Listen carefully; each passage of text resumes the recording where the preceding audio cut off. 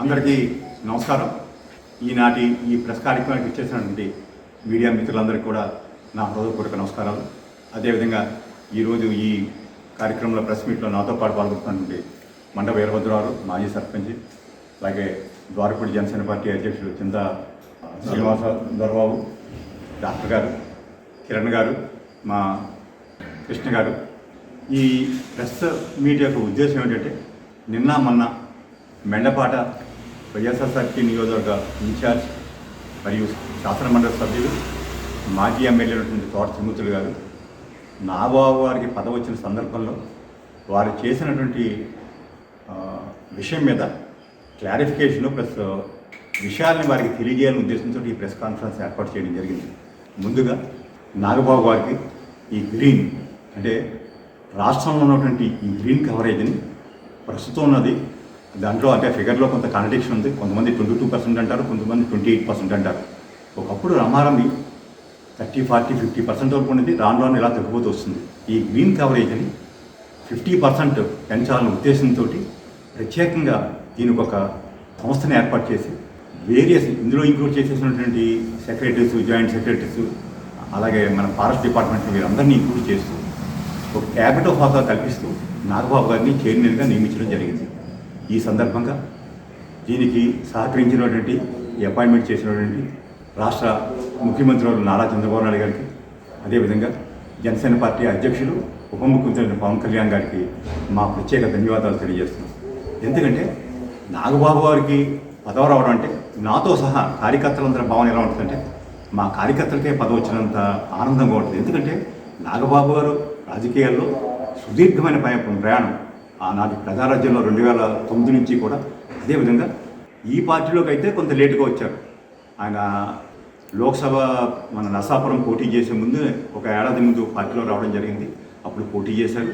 అదేవిధంగా మొన్నటి ఎలక్షన్లో కూడా ముందుగా అనకాపల్లి టికెట్ ఆయనకి ఆల్మోస్ట్ కన్ఫర్మ్ అయింది. కాకపోతే పొత్తులో భాగంగా కొన్ని త్యాగాలు వదిలేసి బీజేపీ వారి కోరికను మన్నించి వారికి వదిలేయడం జరిగింది. అప్పుడే ఆయనకి రాజ్యసభ వస్తుందని మేము అంతా ఆశించాం. కాకపోతే ఈవేళ అదేవిధంగా ఈ సందర్భంలో వేళ్ళ త్రిమూర్తులు గారు ఆలో మెన్షన్ చేసేదంటే, చంద్రబాబు నాయుడు గారు మోసం చేశారు. ఆయన లెటర్ హెడ్ మీద ఒక లెటర్ రిలీజ్ చేశారు. నాగబాబు గారికి ఎమ్మెల్సీ ఇచ్చి మేము మన క్యాబినెట్లో మంత్రి కల్పిస్తానని చెప్పే లెటర్ ఇష్యూ చేశారు. కానీ ఆ ప్రకారం చేయకుండా మోసం చేశారు చంద్రబాబు నాయుడు గారు చెప్పారు. ఇది ఎంత మాత్రం వాస్తవం కాదు.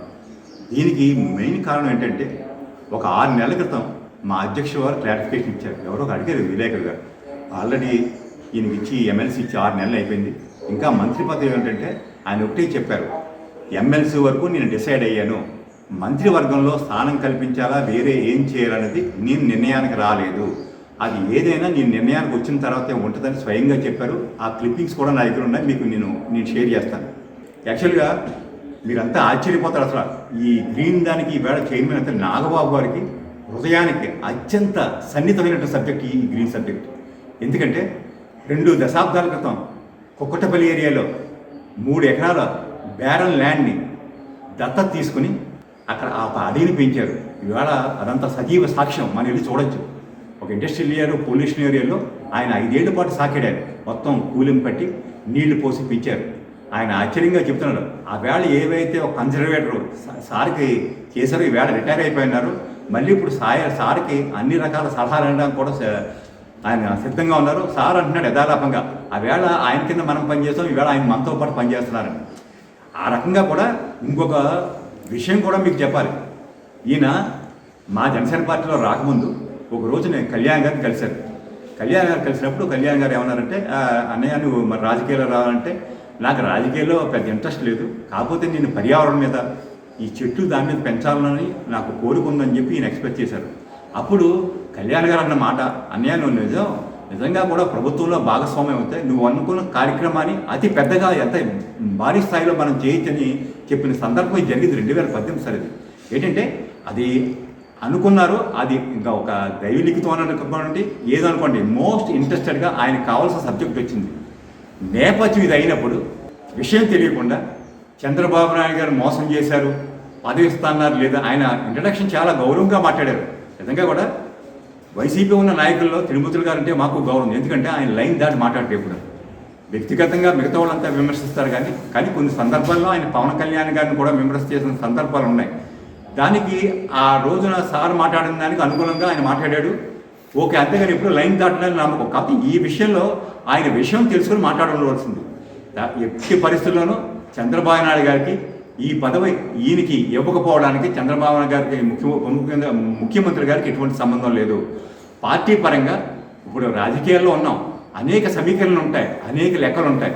ఎవరి క్యాబినెట్ ఇవ్వాలి, ఎవరు ఇవ్వకూడదంటే పూర్తిగా కూడా మా అధ్యక్షుల వారి నిర్ణయం. మా అధ్యక్షుల వారి నిర్ణయం చేసిన తర్వాత తదనుగుణంగా ఎన్డీఏ బాధ్యతలు వహిస్తున్నటువంటి డెఫినెట్గా చంద్రబాబు నాయుడు గారు దాన్ని కన్సిడర్ చేసి చేస్తారు.